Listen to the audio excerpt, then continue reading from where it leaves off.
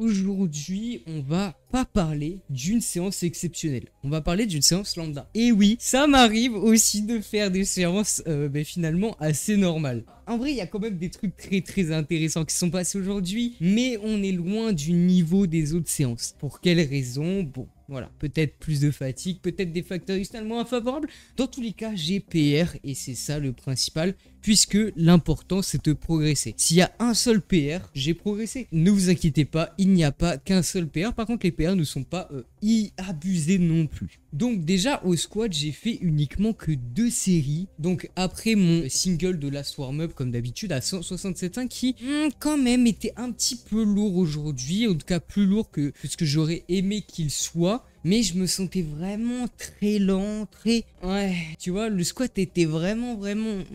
J'étais pas forcément super à l'aise, du coup, et j'avais pas une confiance absolue sur mon mouvement aujourd'hui. Mais ça ne m'a pas empêché de PR sur mon 6RM avec un petit PR plus 500 grammes en l'espace d'une semaine avec un 148,5 kg. Donc ça fait plaisir, on bouge une petite case. Et la deuxième série était un 132,5 kg. J'ai gardé une rep, voire 2 en réserve. Pourquoi? Parce que j'avais comme objectif de garder, en fait, me préserver entre guillemets pour le deadlift. Alors est-ce que ça a marché, est-ce que ça a pas marché? Ça on verra en fin de vidéo. J'ai quand même fait un PR plus 2,5 kg sur le 8RM, donc ce qui constitue un bon PR, rien d'exceptionnel, mais ça reste un bon PR. Mais on voit quand même que mon tableau n'est pas très linéaire finalement. Entre mon 1 et mon 2RM, ça se casse déjà la gueule. J'ai envie de vous dire, tant qu'on progresse, que ça se casse la gueule ou non, c'est pas très grave, mais j'avoue que bon, ça fait un petit peu chier. Et le volume, je suis vraiment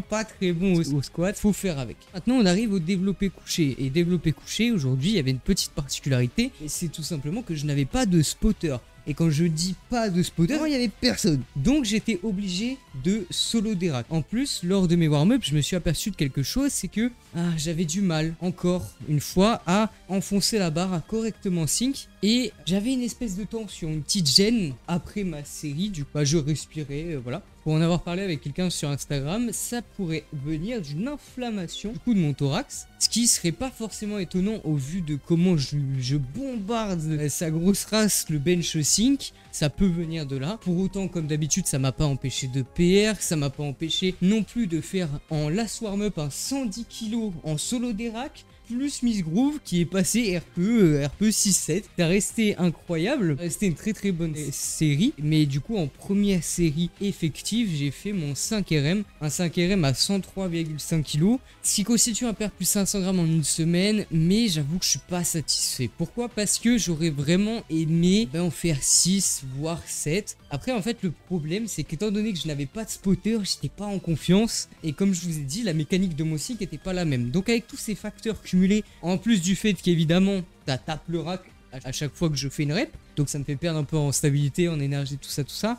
Je pense que j'aurais pu en avoir une 6ème si jamais il n'y avait pas eu tous ces facteurs-là. Mais voilà, j'en ai fait que 5. Et pire, ça fera un meilleur PR la prochaine fois. Mais je pense qu'il y aura quelque chose à jouer dans ces eaux-là. Je pense que ce n'est pas mon vrai 5R. Je pense que j'ai un petit peu plus, surtout au vu du 122,5 d'il y a 4 jours. Mais on verra bien ça samedi. Samedi, je pense que je ferai une première série vers 110 kg pour tâter un peu le terrain. Et en fonction de combien je fais de répétitions à 110 kg, ajuster, soit faire avec plus de poids, soit faire avec moins de poids. Et voilà. En deuxième série, là, on n'a pas un très bon PR, mais on a un PR, écoutez, puisqu'on a un 90 kg x 9. Vraiment tout mignon. Mais pareil, ça fait un PR plus 4 kg malgré tout sur le 9RM. Donc ça me permet de prendre une donnée. C'est pas une excellente donnée, mais c'est pas grave. Ça se prend, ça reste un PR, ça reste une série productive. Parce que il m'est arrivé une petite merde au sumo en deadlift, mais ça on en parlera juste après. Du coup, en voyant que j'étais pas forcément très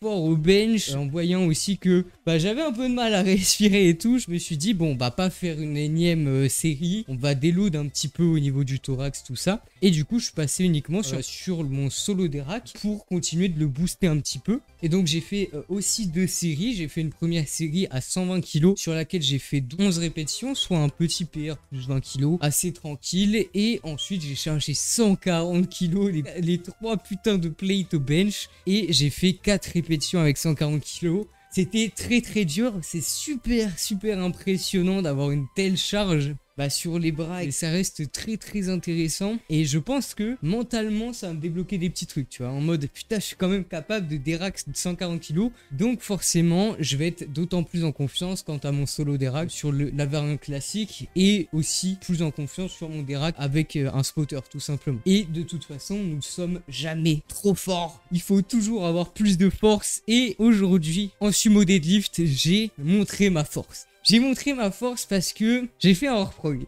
J'ai fait un hors-prog, c'est-à-dire que de base, bon, comme vous le savez, on est en séance de volume, ce qui veut dire minimum 6 répétitions. Et bon, on n'était pas dans les bons reps. J'ai monté, fait mes warm-up, tout ça. Et je fais un single à 190 kg. Et je me dis, en vrai, il y a un truc à aller chercher. Il y a un truc à aller chercher juste ici. Et du coup, je charge 200,5 kg, histoire de quand même PR, peut-être, mais en gardant beaucoup de marge. Bien écoutez les amis, elle est passée.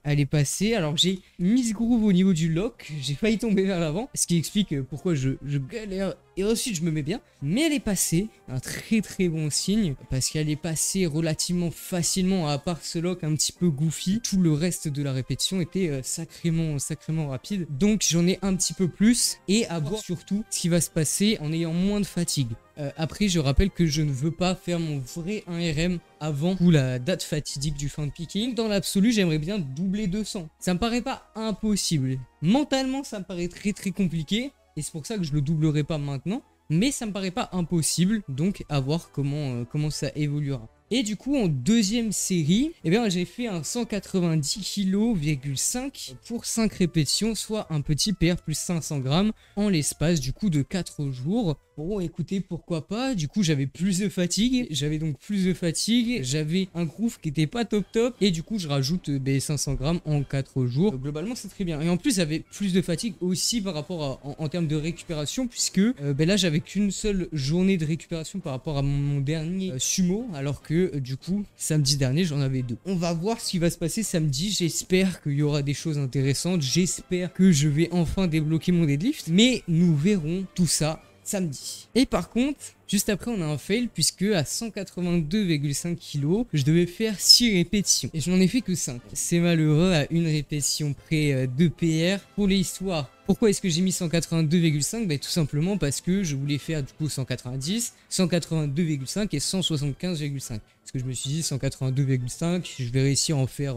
aller dans ces eaux-là. Et 175,5, je vais réussir à en faire dans ces eaux-là. Pas pris en compte la fatigue accumulée du 200 et du 190,5 à l'échec, c'est dommage. Juste derrière, j'ai fait un 175,5 kg x 6 en gardant une rep en réserve. C'est pas une perf exceptionnelle. Un truc que j'ai oublié de préciser, c'est que je commençais à avoir une douleur. Enfin, une gêne, pré-douleur, bref, un truc assez bizarre au niveau du bas du dos à droite. Donc j'ai préféré lever vraiment le pied. Et surtout, je commençais à être vraiment éclaté au sol. C'est-à-dire que vraiment entre mes séries, j'étais plus dedans, genre j'étais vraiment mort de fatigue. Bon, ça reste un PR, donc la finalité c'est que je progresse. Mais c'est pas un PR de fou. Donc je suis un peu déçu sur ça. Mais bon, à côté de ça, je me dis que j'ai quand même fait un plus 500 grammes en 4 jours. Que j'ai aussi fait mon 1RM. Bon, c'était un petit peu goofy tout ça, mais c'est une séance sumo un petit peu bizarre. Mais c'est une séance sumo quand même. Et finalement, en partiel haut, j'ai fait un petit 175,5 kg x 5. Pareil, extrêmement loin de l'échec, même si on dirait pas du tout. Et j'ai oublié de préciser, mais la série d'avant, ça a pas filmé. Je suis désolé, j'ai pas je sais pas pourquoi. Ça m'a pris une photo à la place. Mais du coup, ce 175,5 kg en partiel haut, bah pareil, c'était pas top. Mais idem, j'étais vraiment éclaté. Globalement, une séance deadlift vraiment à la fois extrêmement bien, parce que j'ai quand même PR sur le 1RM. Tu vois. Mais d'un autre côté, ok, j'ai fait ces deux perfs là, mais derrière j'ai tenté des trucs que j'aurais pas dû tenter. Je pense j'aurais mieux fait de mettre 175,5, faire une série avec plus de volume et puis basta. Parce que en plus la 175 datait d'il y a 2 jours, donc j'avoue que c'était peut-être un petit peu osé, surtout avec la fatigue qu'elle m'a généré du coup il y a 2 jours. J'ai pas pris en compte tous les éléments, c'est dommage. Je ferai plus attention la prochaine fois et au moins vous voyez aussi que on n'est pas toujours parfait, même avec la meilleure méthode du monde. Mais au moins avec la meilleure méthode du monde, on progresse puisque comme vous voyez, j'ai fait des P1. J'ai progressé donc, idem sur mon bench et idem sur mon squat, même si c'était pas une séance terrible. Si jamais vous avez des questions, l'espace commentaire est fait pour ça. Mes DM sur Instagram sont ouverts. Si vous avez des questions ou si vous souhaitez qu'on travaille ensemble, merci aux donateurs de la chaîne. Ça me soutient vraiment énormément. Sur ce, c'était Seiki. Ciao.